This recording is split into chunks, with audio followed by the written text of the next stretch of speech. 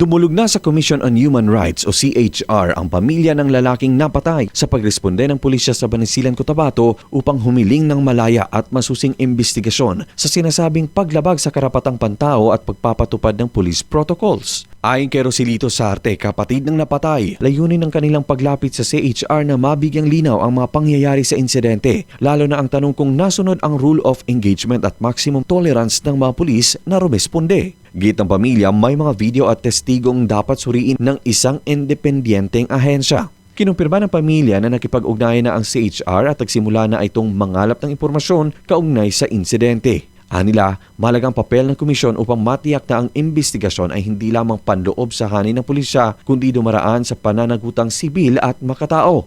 Kasabay nito, inihayag ng pamilya na napilitan muna silang ilibing ang biktima habang hinihintay ang nakatakdang forensic autopsy sa Enero dahil sa kakulangan ng agarang medico-legal examiner. Patuloy naman ang hiwalay na investigasyon ng Police Internal Affairs Service habang naninindigan ng pamilya na ang kanilang pagdulog sa CHR ay hindi laban sa institusyon kundi panawagan para sa hustisya, due process at proteksyon sa karapatang pantao.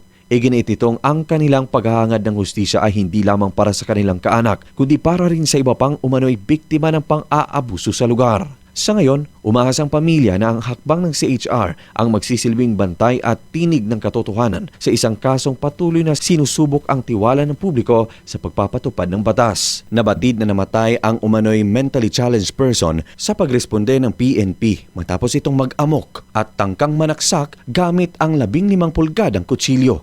Una nang nanindigan ang Banisilan Police sa pamamagitan ni Police Major Arvin John Cambang, hepe ng istasyon, na walang police brutality na nangyari sa isinagawang pagresponde ng kanyang mga tauhan. Luigi Alan Totor, NDBC, Bida Balita.